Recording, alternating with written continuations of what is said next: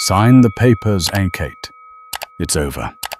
I need a woman who fits my future, not a housewife who's holding me back. Those were the last words Adrian Cross said to the woman who had quietly built his empire from the shadows.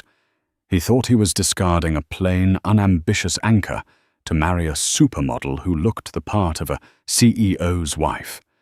He didn't know that the boring woman sitting across from him wasn't just Kate the housewife. She was Catherine Hale Vanderbilt, the silent matriarch of the Ascension Trust, a $1 trillion fund that owned half of Wall Street.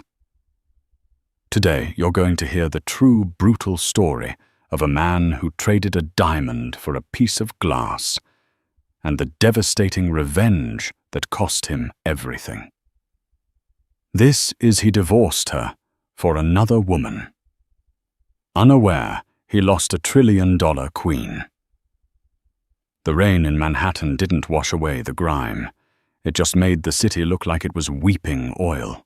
Inside the penthouse suite of the Pierre Hotel, the atmosphere was drier than the Sahara and twice as cold. Adrian Cross stood by the floor-to-ceiling window, looking down at Central Park. He adjusted the cuffs of his bespoke Brioni suit, checking his reflection in the glass. He looked every inch the tech mogul of the year, 34 years old, sharp-jawed with eyes that used to look at his wife with adoration, but now held only impatience. "Are you done reading yet?" Adrian asked, not turning around. Sitting at the mahogany dining table was Catherine, Kate. To the outside world, she was the invisible Mrs. Cross. She wore a simple beige cardigan that had seen better days and no makeup. Her hair was pulled back in a practical, messy bun.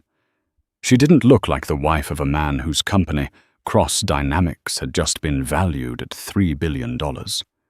She looked like a relic, a ghost of his struggling past. Kate looked down at the divorce settlement. The terms were generous, theoretically. $10 million. The beach house in the Hamptons, a clean break. But the money meant nothing to her. "Adrian." Her voice was soft, lacking the tremor he expected. "Is this really what you want? We've been together since you were coding in a basement in Queens. I've been your partner." "You were my partner when I was nobody, Kate," Adrian said, finally turning to face her. His expression was pitying, which hurt more than anger. "But look at us. I'm attending galas at the Met. I'm shaking hands with senators and the heads of J.P. Morgan. And you're happy staying home baking bread and reading books." "I stay home because you asked me to manage the private accounts," Kate reminded him gently. "Because you said you didn't trust the accountants." "That's administrative work, Kate. I'm talking about image. I need a wife who can walk a red carpet, a wife who speaks 3 languages, a wife who matches the brand." He didn't say her name, but they both knew who he meant. Jessica Vane. Jessica was everything Kate wasn't. Tall blonde, an influencer with 4 million followers and a fake British accent. She was the daughter of a minor steel magnate, giving her just enough pedigree to dazzle Adrian, who was desperate to be accepted by old money. "It's Jessica, isn't it?" Kate signed the last page of the document. She didn't cry. She closed the folder with a definitive thud. Adrian sighed, relieved. "She understands the world I live in now, Kate. She can help me expand into the European markets. Her father knows people in Monaco. Look, I don't want to be cruel. You're a good woman, but we've outgrown each other. You're simple. I'm complex." Kate stood up. She was shorter than him, but for a split second, Adrian felt a strange shift in the air pressure. A heaviness. She looked him dead in the eye, her brown eyes suddenly sharpening into something resembling obsidian. "Simple," she repeated. A dry, humorless chuckle escaped her lips. "You think I'm simple because I chose to be quiet. You mistake silence for ignorance, Adrian. That has always been your fatal flaw. Don't make this dramatic. Adrian checked his Rolex, a gift Kate had bought him 3 years ago, though he told people he bought it himself. The driver is downstairs. He'll take you to the apartment in Brooklyn until the Hamptons house is transferred. I don't want the house, Kate said. She picked up her old leather tote bag. And I don't want the 10 million. Adrian blinked. Excuse me. Don't be an idiot. Take the money. I don't need your pocket change, Adrian, she said, walking toward the door. She paused her hand on the brass handle. I'll sign the papers, but remember this moment. Remember the moment you decided I wasn't enough, because the next time we meet the table will be turned, and I won't be the one sitting with a pen in my hand. Adrian laughed, a harsh, barking sound. Next time we meet Kate, unless you're delivering my Uber Eats, I doubt our paths will cross in my circles. Kate opened the door. Goodbye, Adrian. Enjoy the view. It's a long way down. She left. Adrian felt a momentary whong of guilt, but it vanished as his phone buzzed. A text from Jessica. Is the witch gone? I have a table at Le Bernardin. Celebration time, baby. He grinned, the simple wife already forgotten. He was free, he was rich, and he was about to conquer the world. 3 months had passed since the divorce was finalized. To the public, Adrian Cross was living the dream. The tabloids, Page 6 Daily Mail, were obsessed with him and Jessica Vane. They were the power couple of the quarter. Jessica was always draped in Chanel, hanging off Adrian's arm at charity galas, flashing a massive 10-carat diamond ring. But inside the glass-walled boardroom of Cross Dynamics, the atmosphere was rotting. I don't understand. Adrian slammed his fist onto the marble table. Explain it to me again. Why did the financing for the Alpha project fall through Goldman was on board last week? His CFO, a sweating man named Gary, loosened his tie. It's not just Goldman, Adrian. It's Wells Fargo. It's the private equity firms in London. They all pulled out, simultaneously. Why? Adrian demanded. Our numbers are perfect. We have the user base. They're citing risk assessment protocols, Gary stammered. But honestly, Adrian, it feels personal. One of the bankers at Credit Suisse let something slip off the record. He said they received a red flag directive. From whom? The Ascension Trust. The room went silent. Adrian froze. He knew the name. Everyone in finance knew the name. The Ascension Trust was the white whale of global finance.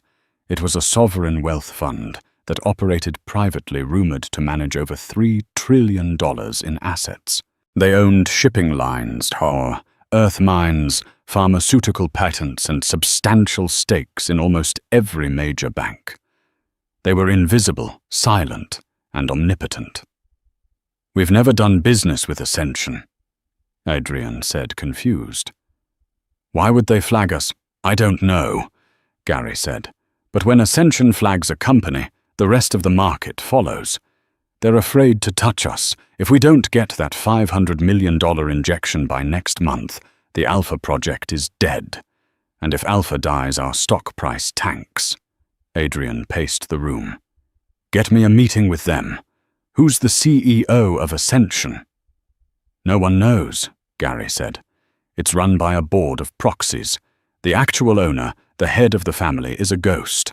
Rumor has it the leadership changed hands, recently returned to the direct heir of the founding family. I don't care if it's a ghost or a goblin, Adrian snapped. Fix it. I have a wedding to plan. Jessica is demanding the ceremony in Lake Como, and I'm not going to tell her we're cash poor. Later that evening, Adrian returned to his new penthouse in Tribeca. He expected peace. Instead, he found Jessica screaming at a maid. I said sparkling water, you idiot. This is still... Jessica threw a glass. It shattered against the wall. "Jessica!" Adrian barked. "Stop it!" Jessica spun around, her face flushed. "Finally. Do you know how hard it is to get good help? And where have you been?" "The wedding planner needs the deposit for the Villa d'Este. It's 200,000. Transfer it tonight." Adrian rubbed his temples. "Jess, can we wait a week on the deposit? Cash flow is a little tight right now. Just temporary." Jessica's eyes narrowed. The loving fiancé mask slipped, revealing the calculator underneath. "Tight? You're a billionaire, Adrian. Don't tell me you're having money problems. If the press finds out, I'll look like a fool. I'm not marrying a broke tech bro." "I'm not broke!" Adrian shouted, his ego bruised. "It's just a business hiccup. The Ascension Trust is blocking my financing." Jessica rolled her eyes. "So charm them. You're Adrian Cross. You can charm anyone. That's what you told me." "I can't charm them if I can't find them." Just then Adrian's phone rang. It was a private number. He answered aggressively. "Who is this, Paul?" "Mr. Cross." A crisp British voice answered. "This is Alistair Sterling, Chief of Staff for the Ascension Trust." Adrian's heart stopped. He put the phone on speaker, silencing Jessica with a wave of his hand. "Mr. Sterling, I was just talking about your firm. There seems to be a misunderstanding regarding my financing." "No misunderstanding, Mr. Cross." The voice was cool, detached. "However, the chairwoman of the trust has agreed to review your file personally. She is hosting a private charity gala in Vienna this weekend. The Golden Masquerade. You are invited." "I'll be there," Adrian said immediately. "And my fiancé. The invitation is for you alone, Mr. Cross. The chairwoman values discretion, and she prefers to deal with the decision-makers." Adrian looked at Jessica, who was fuming. "Fine. I'll be there alone." "Good. The chairwoman is eager to see if the reality of Adrian Cross lives up to the reputation." The line went dead. "You're going without me," Jessica screeched. "To Vienna. Who is this chairwoman?" "It's business, Jessica." Adrian grabbed his jacket. "If I land this deal, we get the wedding, the house, the jet, everything. If I don't, we lose it all. So shut up and let me work." He stormed out. He didn't know why, but as he rode the elevator down, his mind drifted back to Kate. Kate never threw glasses. Kate never demanded deposits. When his first company failed 5 years ago, Kate had sold her grandmother's jewelry, the only valuable thing she owned, to make payroll for his employees. She had handed him the check and made him a grilled cheese sandwich, telling him, "Money is loud, Adrian, but wealth is quiet. You'll make it back." He shook his head. "Stop it," he told himself. Kate was a doormat. This chairwoman, she's the real deal, a $1 trillion queen. I just have to convince her I'm worth the investment. Little did he know he had already convinced her. He had convinced her he was worth absolutely nothing. The flight to Vienna was somber. Adrian took the corporate jet, sipping scotch, reviewing the dossier his team had scraped together on Ascension. It was terrifyingly sparse. Ascension Trust, founded 1920. Assets, real estate, tech, aerospace, sovereign debt. Primary shareholder. The Vanderbilt Hale lineage. Hale. Adrian paused. He stared at the word. Hale. Kate's maiden name was Hale. He laughed out loud in the empty cabin. "No, impossible." Kate Hale was a girl from a small town in Connecticut. Her father was a librarian. She shopped at Target. She clipped coupons.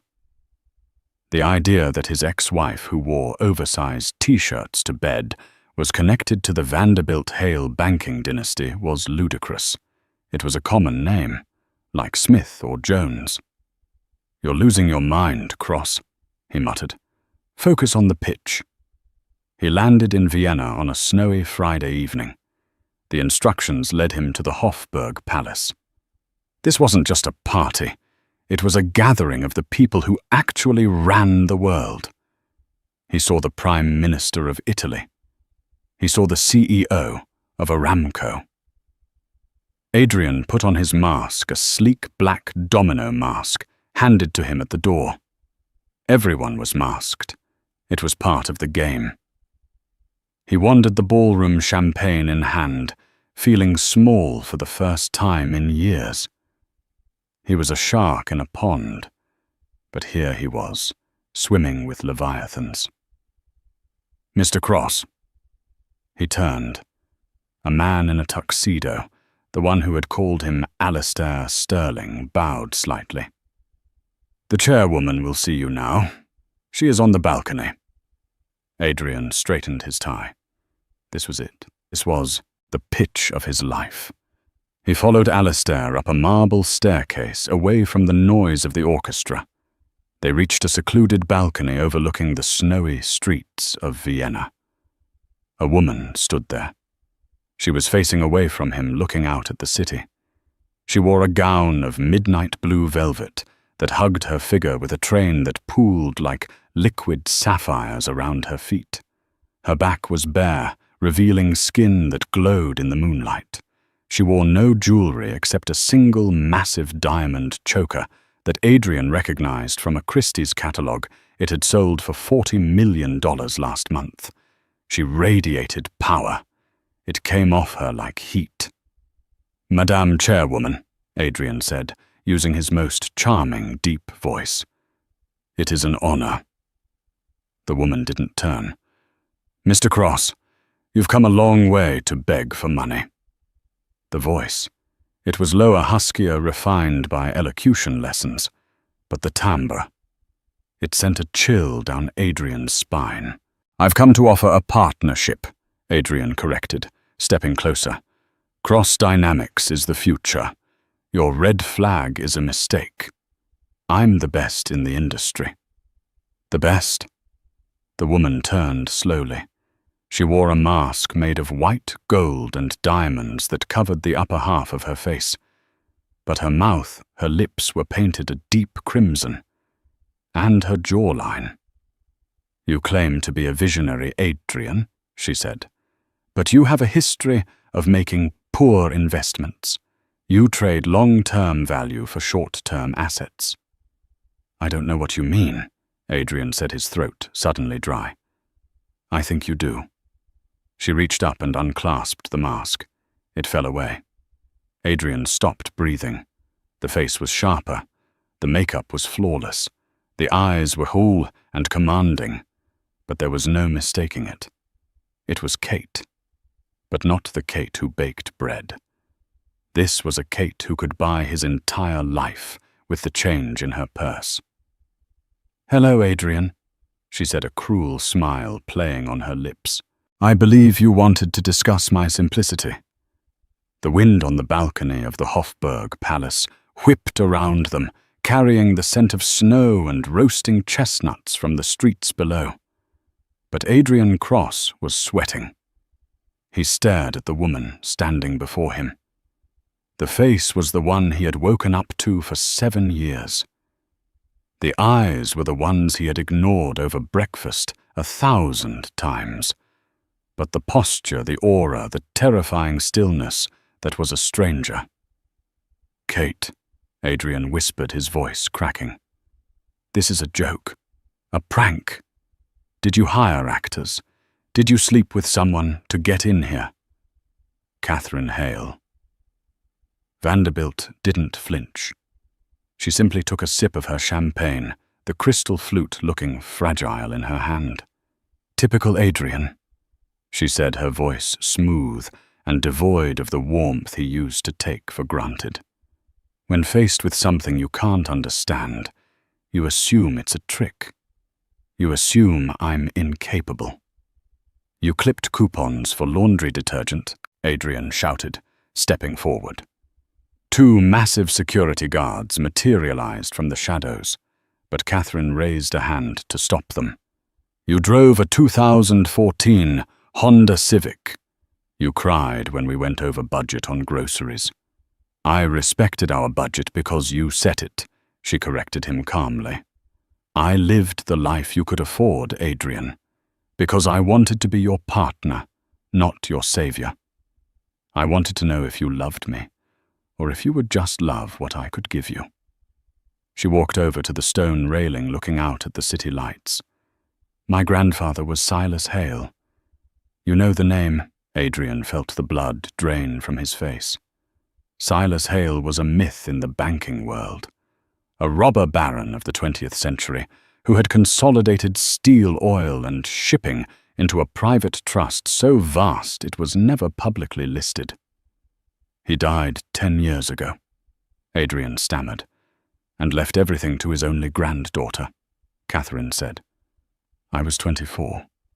I was terrified of the shark tank. So the board of trustees managed the assets while I tried to find a normal life. I met a young, ambitious coder in a coffee shop in Queens. He seemed hungry, passionate, and he didn't know who I was. It was intoxicating. She turned back to him.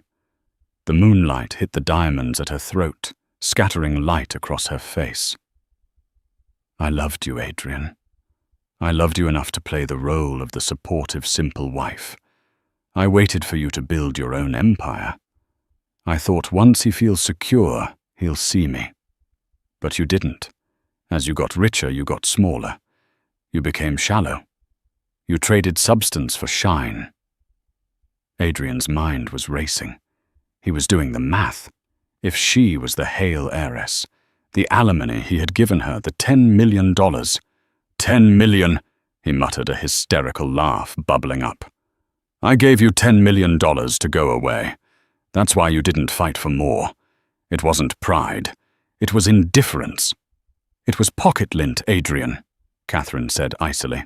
I make $10 million in interest every 4 hours. The reality hit him like a physical blow. He fell back against a stone bench. He had divorced a woman worth trillions to marry an Instagram model who panicked over a credit card decline. Why tell me now?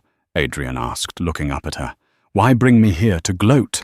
To give you a chance, Catherine said. Adrian sat up straight. Hope, desperate and pathetic, clawed at his throat. A chance. I am a businesswoman first, Adrian. I don't let emotions dictate the market. You have a company. It's failing because I flagged it. I admit that was personal. A moment of weakness.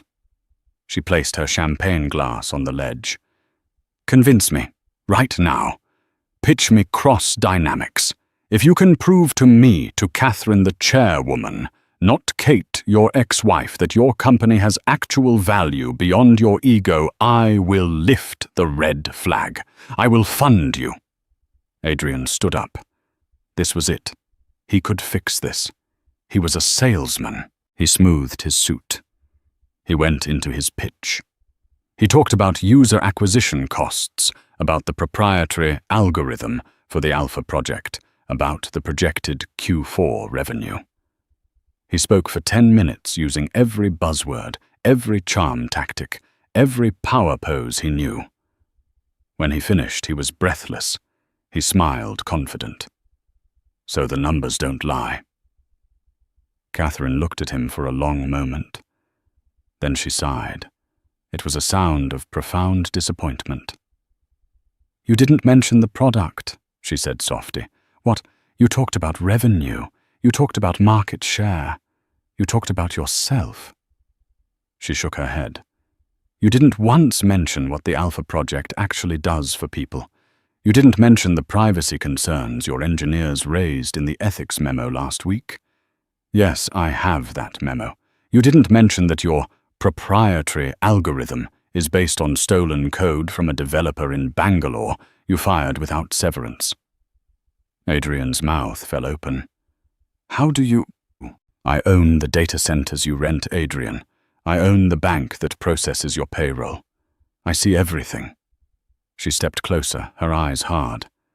"You haven't built a company. You've built a scheme. It's hollow, just like your new life." She turned to Alistair Sterling, who had been standing silently by the door. "Mr. Sterling, escort Mr. Cross out. The Ascension Trust declines his proposal, and initiate Phase 2 of the audit." "Wait." Adrian scrambled after her as she walked away. "Kate, please think about what we had. I'm sorry, I made a mistake. Jessica means nothing to me." Catherine stopped. She didn't turn around. "That's the problem, Adrian," she said to the empty air. "Nothing means anything to you. You're bankrupt, in every sense of the word." She vanished into the ballroom. Adrian was grabbed by the arms. The security guards didn't ask him to leave. They dragged him. As he was shoved out the back exit of the palace into the freezing Vienna night, he realized he didn't even have his coat. He stood in the snow, shivering, the echoes of waltzes drifting from the windows above. He pulled out his phone. He had to call someone. He dialed Jessica. "Hello." Jessica's voice was loud. She was at a club. "Did you get the money? Can I book the villa?" "Jessica," Adrian said, his teeth chattering. "We need to talk." "I can't hear you." "Just text me the confirmation number." She hung up. Adrian looked at the phone. He looked up at the palace. He screamed a raw sound of frustration that was swallowed instantly by the vast, indifferent city. The return to New York was not the triumphant entry Adrian had imagined. He flew commercial business class, but still a humiliation for a man who owned a Gulfstream, which was currently grounded due to maintenance issues that were actually unpaid hangar fees. When he landed at JFK, the news was already breaking. CNBC alert. Cross dynamics. Stock plummets 23%. Amid rumors of failed financing. Adrian sat in the back of his Uber, watching the red arrows on his phone screen dive downward. Every tick down was another $1 million of his net worth evaporating. He arrived at the Tribeca penthouse to find chaos. The apartment was filled with half-packed suitcases. Jessica was storming around the living room, wearing a silk robe and holding a glass of vodka. It was 11 a.m. "You're back!" she shrieked. "Do you see this? My friends are texting me. They're asking if we're broke. Vogue just cancelled my feature for next month because they heard rumors of instability. Fix this, Adrian." Adrian dropped his bag. He looked at Jessica, really looked at her. Her face was contorted with selfishness. There was no concern for him, no question about how the trip went. Just worry for her social standing. "The deal didn't go through," Adrian said flatly. Jessica froze. "What? Ascension passed. They're auditing us." "So go to someone else." Jessica threw her hands up. "Go to Black Rock. Go to the Saudis." "I can't," Adrian snapped. "Ascension is the bellwether. If they pass, everyone passes. We're radioactive." "So what does that mean for me?" Jessica demanded, stepping closer. "What about the wedding? The ring?" "I am not walking down the aisle in a backyard, Adrian." "Is that all you care about?" Adrian shouted. "I just lost half my company's value in 6 hours. I might be investigated by the SEC, and you're worried about a party." "I'm worried about my brand," Jessica screamed back. "I have sponsors. I can't be associated with a failure." Adrian stared at her. The contrast was blinding. He remembered the night his first server room flooded. He had called Kate at 3 a.m., sobbing. She had driven over in her pajamas with a wet/dry vac and coffee, and they had spent the night sucking up water together. She hadn't worried about her brand. She had worried about him. "Get out," Adrian said. Excuse me. Get out. Go to your mother's.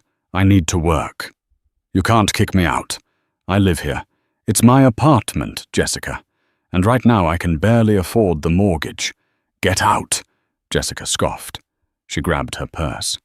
Fine. I'm going to the Hamptons. Call me when you're a billionaire again. Or don't. She slammed the door. Adrian was alone. But he didn't have time to wallow. He went to his home office and locked the door. He had to fight back. If Catherine wanted war, he would give her war. She might have the money, but he knew her secrets. Or at least he thought he did. He called his lawyer a shark named Arthur Pendergast.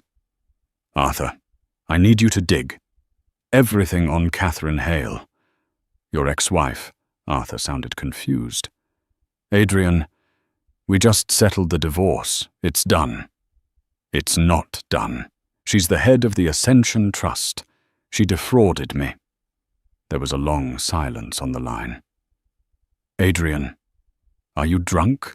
I'm serious. She hid her assets. That's fraud. If she's worth trillions, I'm entitled to half of the appreciation of those assets during our marriage. I want to sue for a readjustment of the settlement. I want billions, Arthur. Arthur sighed. Adrian, listen to me closely. If she is the head of Ascension, you don't sue her.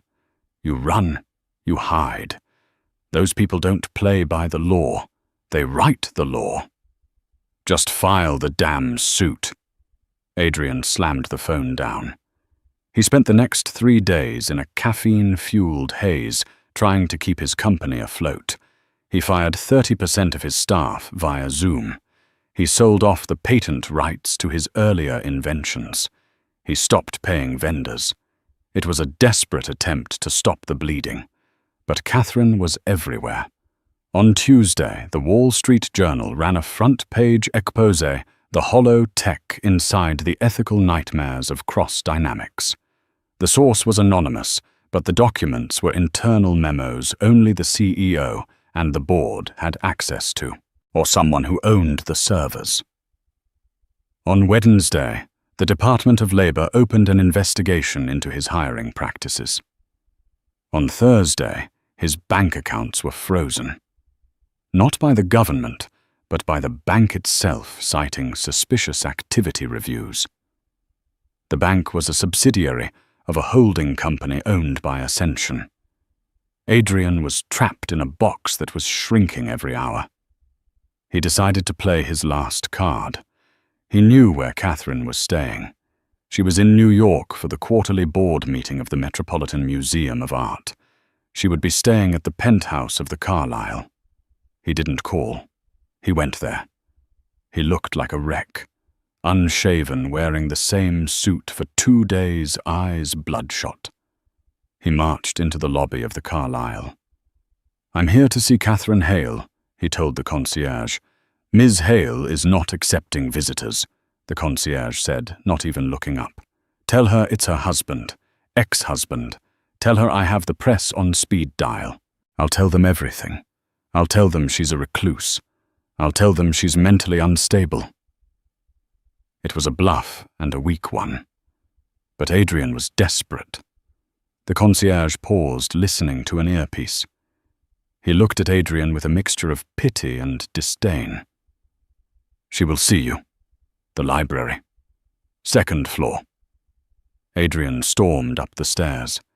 He burst into the private library.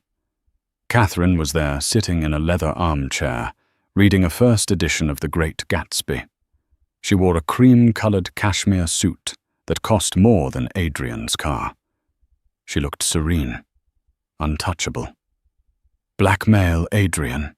She asked, not looking up from the page. Really? That's beneath even you. You're destroying me, Adrian shouted. You're dismantling my life, piece by piece. Why is this revenge? Because I left you. Catherine closed the book. Revenge. No. Revenge is passionate. This is correction.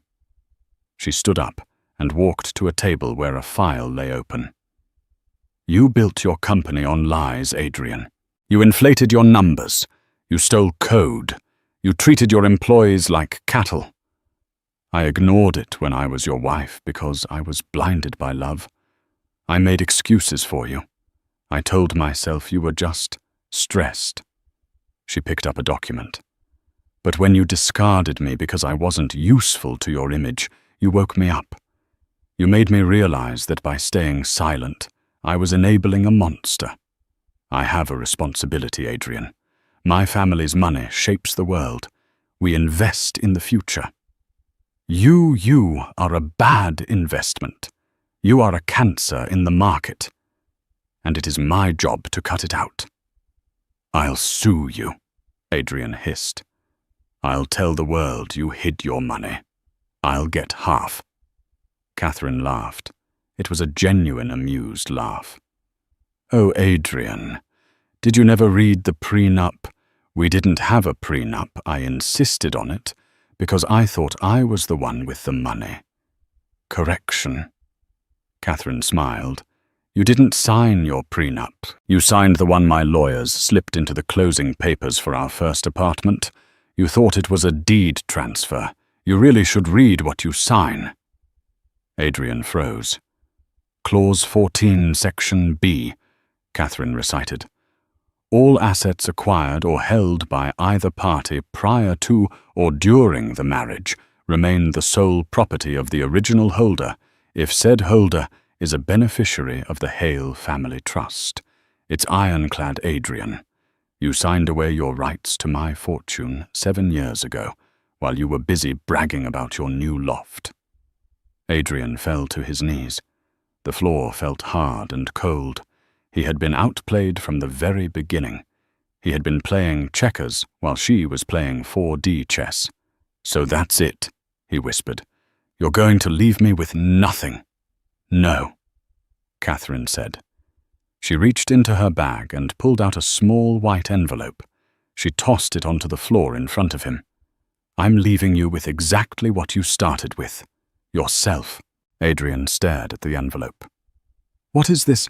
A plane ticket, Catherine said. One way, to Cleveland. Cleveland. My auditors found your parents' old house. It was foreclosed on, but I bought it back. It's in your name. It's the only asset you have left that I haven't seized. Go there, Adrian. Start over. Or don't. I don't care. She walked past him toward the door. Oh, she paused. And Adrian, I heard Jessica left you. She's currently on a yacht in the Mediterranean with Victor Drax. You know Victor, my biggest competitor. He hates you, by the way. He thinks your code is sloppy. She opened the door. Goodbye, Adrian. Try not to break anything on your way down.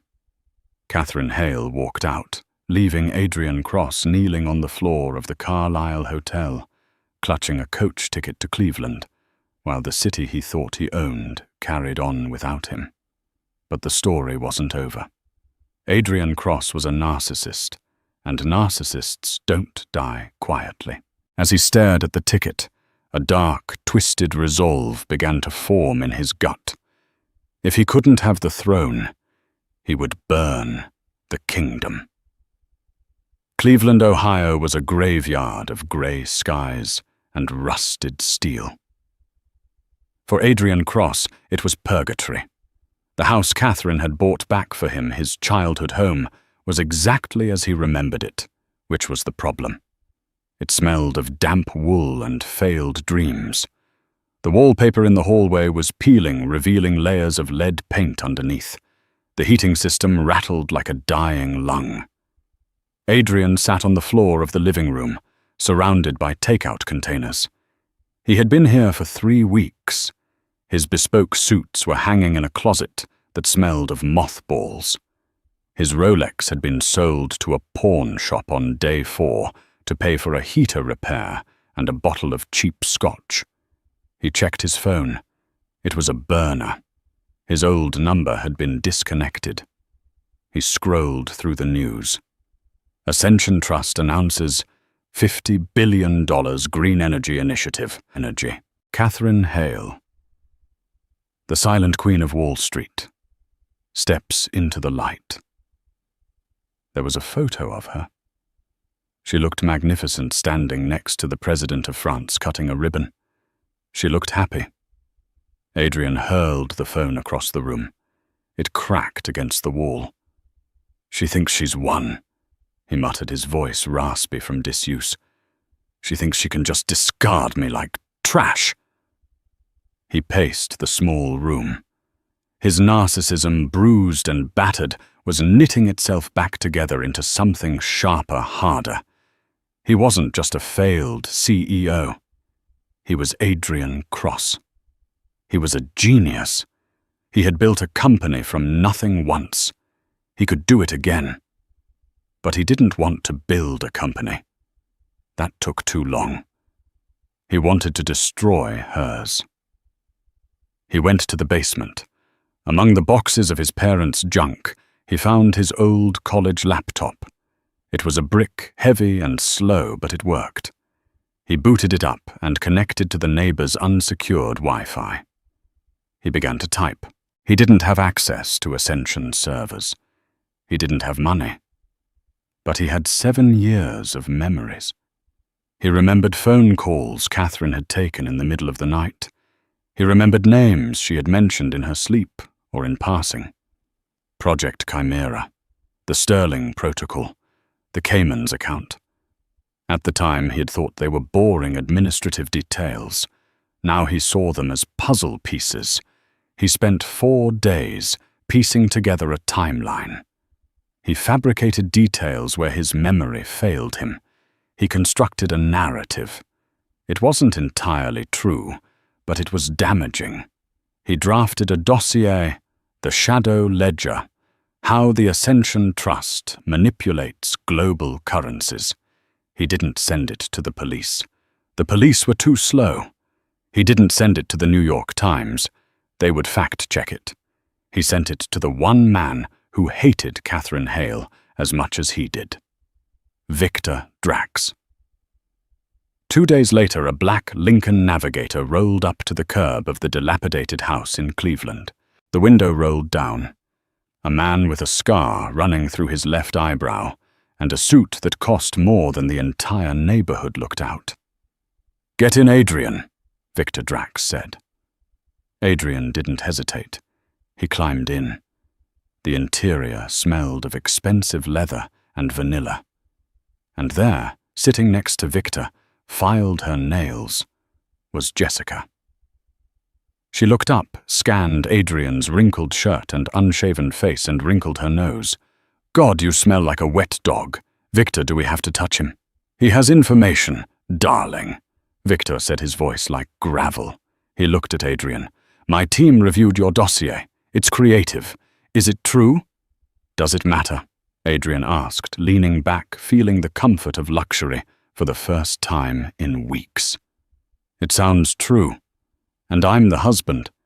If I say I saw her doing it, who's going to prove me wrong? She's a ghost. Ghosts don't testify." Victor smiled.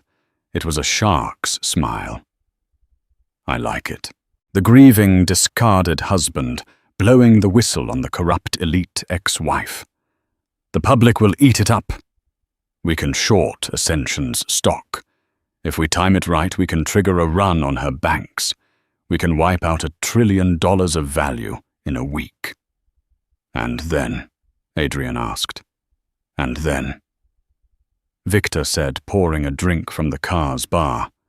"I buy the pieces. And you, Adrian? You get your revenge, and perhaps a consultancy fee. Say 5 million. 50, Adrian said. Jessica laughed. 50, you're delusional. 50 million, Adrian said, staring at Victor. And I want to be there when she falls. I want to see her face. Victor swirled his drink. Done. But first we need to dress you up. You look like a charity case. We have a Senate hearing to prepare for. Senate hearing? Senator Baines is an old friend of mine, Victor said. He's the head of the Finance Committee. He's been looking for a reason to investigate the Ascension Trust for years. You, my friend, are his star witness. Washington, D.C. was sweltering. The humidity clung to the marble steps of the Capitol building, but the heat inside the hearing room was of a different kind. It was the main event of the decade. The United States Senate versus the Ascension Trust. The room was packed. Cameras from every major network lined the walls. The gallery was filled with lobbyists, journalists, and power players. At the witness table sat Adrian Cross. He had been transformed. Gone was the stubble and the desperation. He was clean-shaven, wearing a navy suit that projected humility and integrity. He looked like the victim. He looked like a man burdened by the truth. "Mr. Cross," Senator Baines boomed from the dais, "you were married to Catherine Hale for 7 years or so years. In that time, did you witness illegal activities regarding the manipulation of foreign currencies?" Adrian leaned into the microphone. He paused for effect, looking down at his hands, then up at the camera. "I did, Senator." A gasp went through the room. "It started small," Adrian lied smoothly. Dinners where she would discuss crashing the Thai baht to buy real estate cheap. Phone calls with central bankers. Catherine. Ms. Hale. She believes she is above the law. She calls the Ascension Trust the invisible hand. She used to tell me that democracy was just a puppet show, and she pulled the strings. "And why did you stay silent?" Baines asked, feigning sympathy. "I was afraid," Adrian said, his voice breaking perfectly. "She's powerful. She controlled my finances, my career. When I tried to leave, she destroyed my company. She took everything.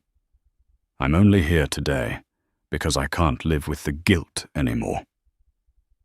It was a masterclass in manipulation. In the gallery, Jessica Vane was live streaming, whispering to her followers, "He's so brave." She was a monster to him. Victor Drax sat in the back, checking his phone. Ascension stock was already down 8%. He had made $400 million since the hearing started. "Thank you, Mr. Cross," Senator Baines said. "We will now call the CEO of the Ascension Trust, Ms. Catherine Hale." The double doors at the back of the room opened. Silence fell like a guillotine. Catherine entered. She wasn't alone. She was flanked by 6 lawyers, but she walked ahead of them. She wore a white suit, stark, clinical sharp. It was a visual rejection of the dark villain narrative Adrian had painted. She looked like a surgeon arriving to cut out a tumor. She walked to the witness table and sat down 4 feet away from Adrian. She didn't look at him. Not once. "Ms. Hale," Senator Baines began, his tone aggressive, "you have heard the testimony. Your former husband claims you are running a global criminal enterprise. How do you plead?" Catherine adjusted the microphone. She looked up at the senator, then scanned the room. Her eyes finally landed on the camera. "I plead competence," she said. Her voice was calm, contrasting with Adrian's emotional performance. "This is not a joke, Ms. Hale," Baines snapped. "Mr. Cross has provided a dossier of dates, times, and account names." "Yes," Catherine said. "I have read the dossier. It is a work of fiction, a very entertaining one, but fiction nonetheless." "Mr. Cross is under oath," Baines shouted. "Mr. Cross," Catherine said, turning to look at Adrian for the first time, "is a desperate man who is currently on the payroll of Victor Drax." Adrian flinched. "That's a lie." "Is it?" Catherine reached into her briefcase. She pulled out a tablet. "Senator, may I submit evidence to the record, Exhibit A?" The screens in the hearing room flickered. A video appeared. It was grainy footage, security camera footage. It showed the interior of a black Lincoln Navigator. Victor Drax's voice filled the room. The grieving, discarded husband blowing the whistle. We can short Ascension's stock, say 5 million. Adrian's voice followed. 50 million. The room erupted. Journalists were shouting. Victor Drax stood up in the back, his face pale, trying to push his way out of the crowded room. Order! Order! Senator Baines banged his gavel, looking terrified. Where did you get this? I own the satellite network that operates the GPS in Mr. Drax's car. Catherine said simply. And I have a legal warrant for surveillance due to a corporate espionage investigation I opened 6 months ago. The conversation you just heard took place in Cleveland, Ohio, 4 days ago. She turned to Adrian. He was frozen. His mouth opened and closed, but no sound came out. But that is not the only thing, Senator, Catherine continued, her voice gaining steel. Mr. Cross claims I manipulated currencies, the dates he listed in his dossier. On 3 of those occasions, I was actually in the hospital. She projected a new document. 7 years ago. 5 years ago. 3 years ago. 3 years. Medical records. I was undergoing IVF treatments. The room went quiet again. The intimacy of the revelation stripped away the cold corporate queen image instantly. I was trying to give my husband a child, Catherine said, her voice softening, just a fraction, making it infinitely more devastating. While he was working late, which we now know meant he was with Ms. Vane. I was in a clinic alone. The calls he claims I made to bankers. Those were calls to my doctors, Senator, asking why the pregnancies were failing. She looked at Adrian with a mixture of pity and absolute disgust. You took the most painful moments of my life, Adrian, and you twisted them into a crime to sell to my competitor for $50 million. You aren't a whistleblower. You are a prostitute. The gavel banged, but no one heard it over the roar of the crowd. Adrian slumped in his chair. He felt the eyes of the world on him. It wasn't admiration anymore. It was revulsion. He looked toward the back of the room for Victor, but Victor was gone. He looked for Jessica. Jessica was still live streaming, but she had turned the camera on herself. I had no idea, she was saying, crying fake tears. I was manipulated too. He lied to me. I'm a victim. Catherine stood up. I believe I am finished here, Senator, unless you have questions about my actual business. Senator Baines, realizing his career was likely over for colluding with Drax, shook his head mutely. Catherine walked out. As she passed Adrian, she paused. She leaned down, her lips brushing his ear. The microphones didn't catch it, but Adrian heard every syllable. I told you, Adrian. Wealth is quiet. You were too loud. She left him sitting there, drowning in the noise he had created. The steps of the Capitol building were a gauntlet of flashing lights and screaming questions. Adrian Cross stumbled out into the humidity of D.C., but he wasn't walking as a free man. 2 federal marshals gripped his elbows, guiding him through the chaos.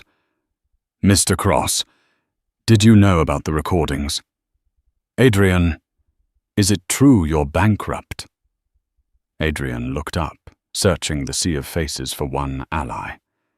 He saw Jessica Vane standing near a CNN van. She wasn't hiding. She was giving an interview.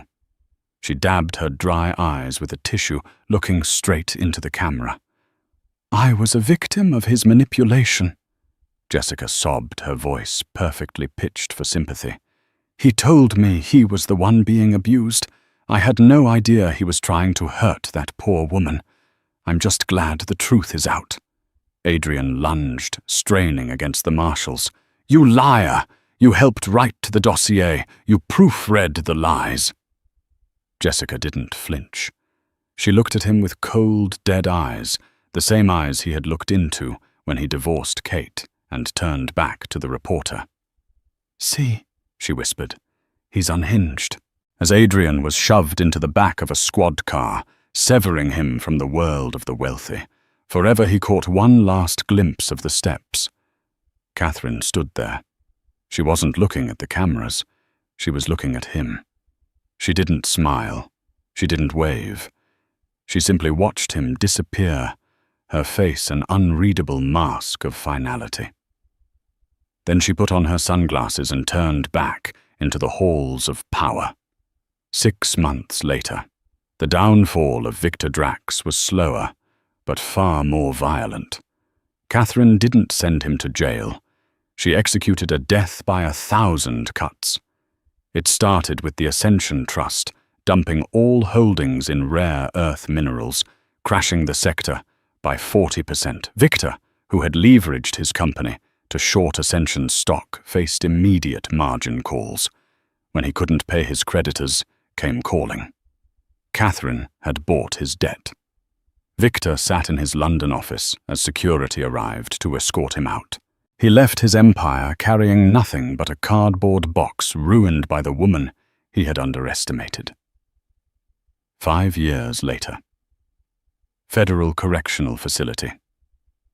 Otisville was a grey cage for the forgotten debris of society.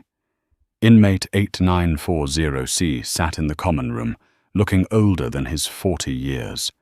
His hands, once manicured, were rough from prison labor. Adrian Cross paid other inmates cigarettes to let him watch the financial news. It was his only window into the life he had lost. Bloomberg TV special report, The $1 trillion Matriarch. The screen showed footage of a gala in Davos. Catherine looked breathtaking silver streaks in her hair, worn like a crown. But it wasn't the money that made Adrian's chest tighten. It was the man standing next to her, Dr. Elias Thorne, a pediatric surgeon with kind eyes. And in Catherine's arms was a little girl, maybe 3 years old. The reporter's voice cut through the noise of the prison. Catherine Hale says her greatest achievement is her new family. She and Dr. Thorne welcomed their adopted daughter Verity last year. Adrian felt the air leave his lungs. She had everything. The money, the power, and the family he had mocked her for wanting. "Hey, Cross mail call." A guard handed him a single thick envelope. Adrian's hands trembled as he opened it. Inside was a photograph.